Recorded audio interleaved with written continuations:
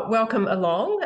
Thank you everyone for joining us today. I'm Saya Wahrlich, the Chief Executive of Cooperative Business New Zealand, which is the peak body for cooperatives, mutuals and member-owned businesses here in New Zealand. So thank you for watching our Leader Conversation series, where senior leaders and subject matter experts really share their knowledge and insights on the cooperative model. And I'm delighted to be joined here today by David Fraser, the Chief Executive of Capricorn Society. Welcome, David. Hi, Sarah, and thanks very much for inviting me to join you today. No, my absolute pleasure. And good news for you, Capricorn Society reaches a huge milestone of 50 years this year. Congratulations. So can you talk us through a bit of background of Capricorn Society and just what type of cooperative construct that it is that you operate under? Sure, no worries at all. Well, look, I'll go a little bit back in time and perhaps how we started, and it really does go back to the early 1970s for us. So we're based here in Western Australia, but of course we now operate across all parts of Australia and New Zealand. But back in the early 1970s, there were a group of service station owners who had come together for some training one particular week, and on a Sunday afternoon, actually sitting around a pub having a beer together, they were starting to talk about their businesses and some of the challenges they were experiencing at the time. And I guess through that they realised that gee, they had some pretty common challenges, and if they could share their war stories together and collaborate a little bit more and cooperate a little bit more, they can probably enjoy a better lifestyle for themselves and perhaps a better business for themselves as well. So as I said, they spent the whole week together on training, and this kind of conversation kept kicking on over dinner each night. And at the end of that week, they decided that they'd go back to their businesses, gather some information or some paperwork on perhaps their parts purchases. We all operate in the automotive industry. And they reconvened about a month later to work out between themselves as to who was buying certain products and services at a better price than the other, because they all thought they were on the best deal at the time. And they soon worked out that between the 12 of them, they were each buying different goods and services at different prices, and one was always going to be the leader of the pack. And they decided that perhaps if we do pull our resources together, cooperate a little, and share the ordering, that's basically how it kicked off. And it was a little bit informal at first. In fact, they'd even define it as a social club. We had one of the founding 12 in here about a month ago as we were capturing part of our 50-year history. And I think they did call it a social club initially. But in 1974, we registered as a cooperative, and hence why we're celebrating our 50th year this year. The group had grown a little bit in size and structure by then. And I guess they really need to put some sort of formality around it. So they discovered the cooperative model and way of doing business, if you like. And I think what attracted them to the cooperative model, what attracted them to it at the time was the ability for the members to have an element of control. And that was really important. They knew they needed to put capital in. So you needed to be, they decided you needed to be a shareholder and therefore make a contribution to get it up and running and off the ground. And essentially that's how it started. And it's kind of grown since then. It's had a bumpy and lumpy ride along the way. Not everything turns out to be perfect, but they were quite visionary. They honestly believed that they could take this thing around the world, and hence why we're named Capricorn, because the Tropic of Capricorn runs through the northern part of Australia. So Great. I never knew that. So they decided that we could go around the world. And look, so far we've managed to get to New Zealand, and that's been a great part of our business and business story. In fact, we expanded into New Zealand in 1997. So we're 27 years in New Zealand, big part of our business. And it's going back to the structure. So as I said, it was very much a pure cooperative for probably the best part of 25 years. But back in the late 2000s, actually, we changed the structure a little bit. So we're actually an unlisted public company now, but we have enshrined the principles of cooperation into the company constitution. So things like, member-owned, must be a shareholder, can elect your own members who are part of our board, all those principles, those 7 principles of cooperation are enshrined in the company constitution. But the reason we changed that structure and went to an unlisted company was because back then there was no national cooperative law. So Capricorn really wanted to expand. It wanted to introduce new products and services to support its members. And we weren't able to do that under the existing laws at the time. So hence why we restructured. But as I said, we've still got those principles of cooperation enshrined into the constitution. And look, from there, the core business is we're very much an aggregator. We provide our members who are automotive repairers in the automotive aftermarket.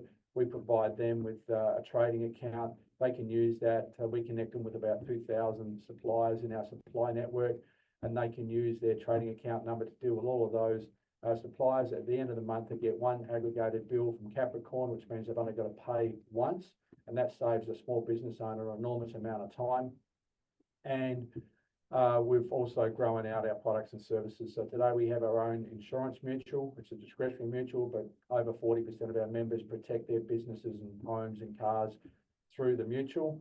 We also have a financial services business. So again, only available to Capricorn members, but for those that need access to loans to reinvest in their business, buy a new vehicle, etc., they can do that through Capricorn Financial Services. And we have a travel agency, which is kind of the 4th pillar of our business. So that's a little bit about Capricorn, how we started, where we are today, and perhaps a little bit around that ownership structure. Fantastic. And to have that breadth of, of services from where the idea started from, and, it was 50 years ago, and then now to have, things like travel insurance, it's a completely different, I guess, way that you support your members. So you did talk about your members, being auto repair and, really very much in that kind of sector. So being in that sector, what are the top 2 challenges that you feel that your members are facing at this time? Yeah, it's a good question, Saya. And look, across New Zealand and Australia, I think first and foremost for our members, and we're certainly seeing this, we do a lot of primary market research. So we've just, we will be later this month releasing our State of the Nation report. That's the 5th year in a row we've done that. And clearly what's coming through, and it's come through again this year, is the skill shortage.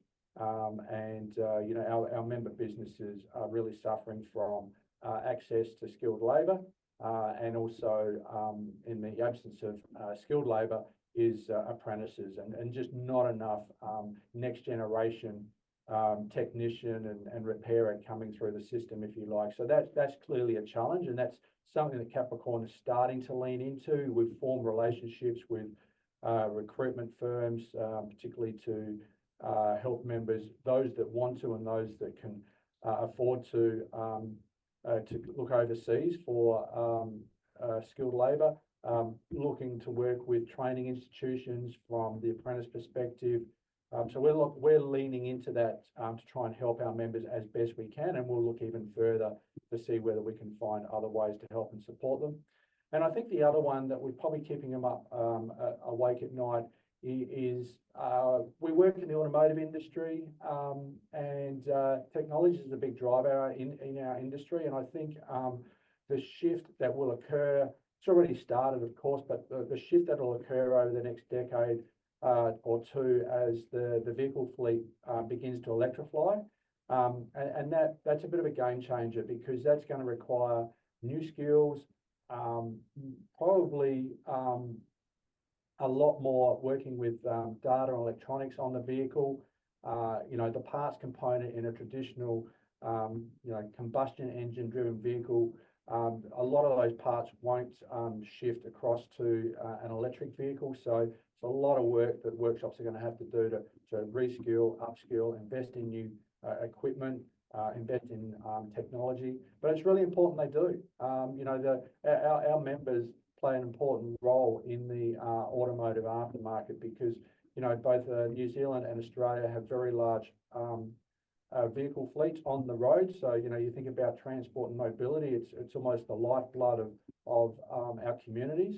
Yeah, absolutely. It's important that those vehicles can be maintained in a safe manner and get back on the road to keep our communities thriving. Mm. And just going back to the skills shortage question, just from a government perspective, I mean, do you think is it more policy settings that will make a change to the accessibility, I guess, of the right skills that your members need? I think government and government policy plays a part. I think the industry needs to also stand up and do more for itself as well, because otherwise government's going to look at industry and go, well, what are you doing about it? Mm. So I think for us, it's a collective, right? And Capricorn hasn't, and it's never been part of our DNA. But we're not a lobby group, and we haven't done a lot of advocacy. But we do want to work with groups like yourselves to help advocate to government that there is a problem. We need to work together. And I'm talking for our industry, but I appreciate it cuts across almost all the industries that your members. Yes. But I think for us, it's partly playing a role to work with government. And I'll give you an example. If I think about our industry, we've got a fantastic untapped talent pool, and that is the female population. Our member businesses are predominantly mum and dad, husband and wife type businesses. But when it comes to who's on the tools, it's generally the male. Mm-hmm. And we see a big opportunity for us to tap into female talent, who are just as just to have the same ability to be able to work on those vehicles. And as I said, as the cars change in the future with more data, more electronics, etc., it's a whole new world. And I think there's a real opportunity for us to tap into that untapped talent pool at the moment. Mm. Yeah, fantastic. And I guess you've talked a bit about the technology changes that are coming down the pipe for your members. So just as a CEO, what's your approach to thinking about those technology changes, not only for your members, but also for your organization? And, at what point do you decide to make an investment in some sort of technology change for the organization? Yeah, another really good question, Saya. And I think for us, we're not frightened to make that investment. So if I think about the future with regards to the digital world, and we've certainly been investing in our digital capabilities over the last 2 or 3 years, and perhaps we should have been doing it 5 years ago. So I'll even say we're a little bit late to the party, but well and truly on that pathway now. And that's about giving our members greater options. So I guess the beauty of digitisation is that you can open up new channels to stay connected to your membership. And we're certainly starting to see that now in our business since we've been on this journey, and it's been incremental. So, we've started we probably had a 3 to 5 year roadmap, if I had to be perfectly honest with you. And we're just over year 2 into that now. So, we've been building out the things that we knew were going to be important to us and to our members as part of that roadmap going forward. But digital data is another one. So, Capricorn is quite rich in data, but it's about having the right tools and capabilities to be able to use that richness of data, but do it in a meaningful way where you're actually creating and adding value, either for our business as a cooperative or also for our members. It's how can we help them? So, when it comes to digital and data, it's not just about Capricorn, it's also about how can we help our members understand that that's where the future is heading. And if I think about from a Capricorn member's perspective, and there's a generational thing here too. I mean, some of us would like to talk to our local mechanic, whether that's face-to-face, on the telephone, etc. But a younger generation, their opportunity or wanting to or willingness to connect with their local workshop is not necessarily the face-to-face or the telephone. They'll look to other ways, digital channels, whether that's texting on the phone, whether that's using online channels, etc. So we've got to help our members understand that's where that future is going as well. Don't ignore it. You can't afford to ignore it. And I guess the other one where we're starting to introduce into our business too is, how do we use, and I say this in understanding the sort of ethical, good ethical structure is how do we use artificial intelligence in our business as well, because that is also going to be a big part of the future. So, and we're starting to use that now in certain elements where, it's almost like piloting in certain parts of our business, But as I said, with a sort of ethical framework that supports that, making sure it's being used for good purposes, not for bad purposes, and really looking to go, what can we learn from this now? Because we certainly see that as part of the future as well. So the investment, and I guess my message is, don't not invest in technology for your business, and don't not ignore the opportunity to help your members make those necessary investments as well. Yeah, that's very sage advice. And I think, just thinking back to your what you spoke about from a data perspective just then, and thinking about the incredible value that of the data that you would hold for industry in New Zealand and in Australia as well, because I'm sure in Australia that there's not that many entities that would have data across multiple states of so many different sorts of organisations that are probably in many cases in regional Australia, regional New Zealand, not just the big centres. So, what's hidden in there is kind of, That's right. What kind of insights are hidden in there that could be of incredible value to the industry as a whole, for sure. Yeah, no, you're absolutely right. And for us, as I said, being able to use that in a constructive and meaningful way is all about how do we create value for our member and other stakeholders within our community, and how does that help us also become a more efficient and a more productive business. Yeah, fantastic. So earlier on in the conversation, you talked about the 7 principles that sort of underpin cooperatives and how those are still incredibly important for Capricorn Society, as you're entering your 51st year, I think. And just curious to understand your perspective on the cooperation amongst cooperatives principle and how you bring that to life at Capricorn Society. Yeah, no, again, another really good question. And as I said, being a cooperative and a mutual is very much part of our DNA. And we honestly believe that, by being a cooperative, Capricorn does stand for something different. It is an organisation founded on those principles. And as I mentioned, if I think about that founding 12, generally co-ops and mutuals, they form when people come together to achieve something that they could not otherwise do it by standing alone. And I think, that's always been important to us. I think for us, we've always been very much around helping other cooperatives. We've kind of built out some really powerful relationships with not just other co-ops and mutuals here in Australia and New Zealand, but also around the world. If I think way back in the early 2000s, we actually, when we didn't have a nz.coop sister association operating in Australia, we actually established what was then called Social Business Australia, because we have a national body representing our sector. And in fact, back in 2012, when the United Nations declared the International Year of the Cooperative, it was actually through our efforts through SBA that, as I said, we'd started, that we were able to actually get our business model got onto the radar for the first time. And from that, we really had an opportunity to step up in 2012, and that kind of morphed into what's become the Business Council of Co-ops and Mutuals over here in Australia. And I know you work quite closely with Melina. But for us, being a cornerstone founder of that, it's very important to us. As I said, we've worked closely with the BCCM, NZ co-ops. We've worked closely with other co-ops around other parts of the world, because it's what we can learn from each other, right? Yeah. I think there are so many opportunities. And the really good thing about our business model and other working with other like-minded enterprises is that we generally are all open to sharing information and what's worked for us, what hasn't worked for us. How can I take something that I see is good operating somewhere else and take it back to my business and help Capricorn be a better business?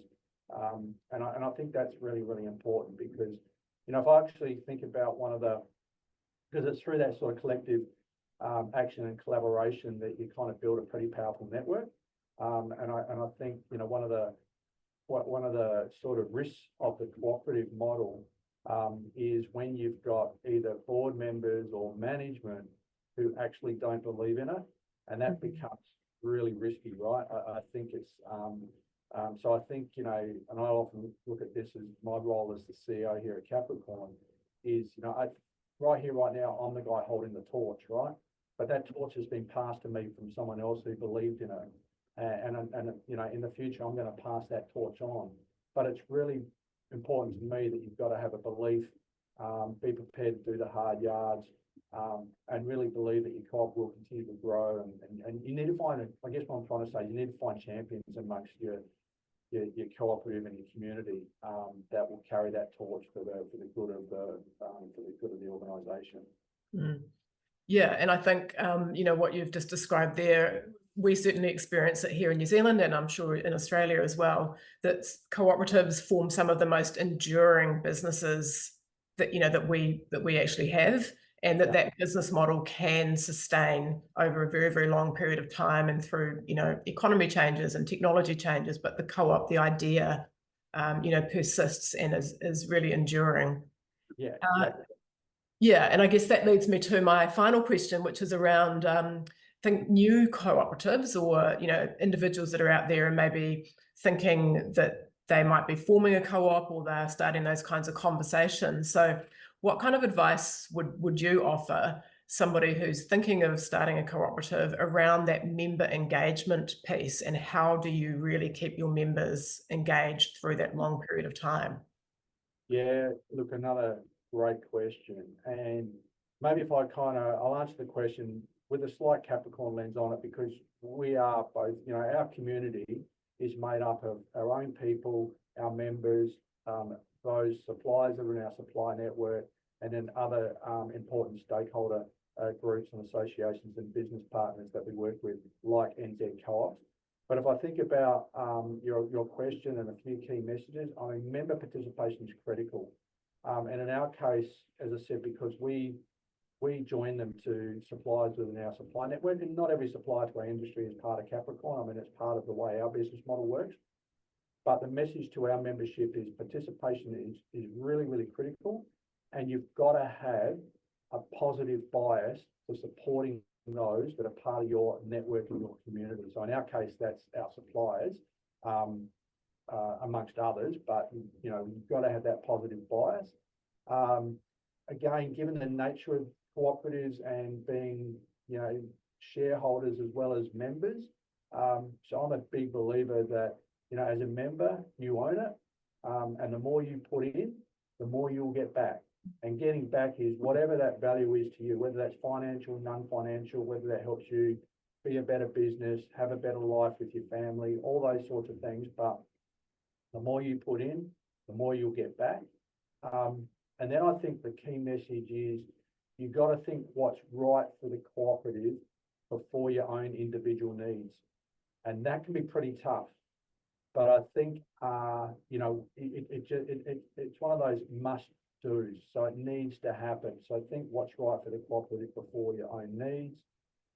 I think with all cooperatives, you still need a strong balance sheet. And if I think about that founding 12, they realised that pretty quickly. They all had to tip in some capital up front to make it work. So you are going to have to manage a strong balance sheet. That's normal for any business. You've got to be resilient.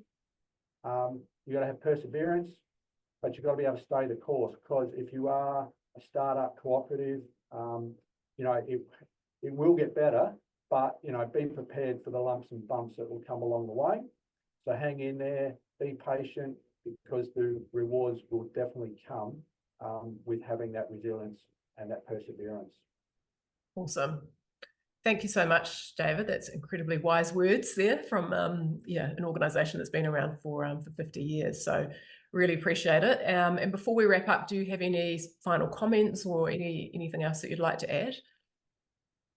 Maybe just one thing as we wrap up. So I mentioned a moment ago that 2012 was the UN's International Year of the Cooperative. Well, 2025 is also going to be the UN's International Year of the Cooperative. So to pull it off, twice in less than 15 years, I think is a magnificent feat for our business model. And I would encourage all business leaders of co-ops and mutuals in in New Zealand to get right behind the International Year of the Cooperative. It's a great opportunity to really get our business model into the spotlight, and you know, again, thinking about government, but thinking about our local communities, the people within our communities. You know, we all have important roles to play, and we should really leverage our business and our business model off the back of that international recognition. Yeah, very, very, very timely and very wise advice. We're obviously starting to think about what we'll be doing here in New Zealand from that perspective, looking ahead to the International Year of Cooperative. So as you say, it's an incredible chance to do things differently, to raise awareness of the business model, and to bring in sort of central government as well as local government to really raise that awareness. So yeah, thank you very much for making that point. Right, well, it's been a fantastic conversation. I've really thoroughly enjoyed our time chatting today. Really appreciate it. And I look forward to catching up in the future. Thank you very much, David. Thank you, Saya. Thanks very much.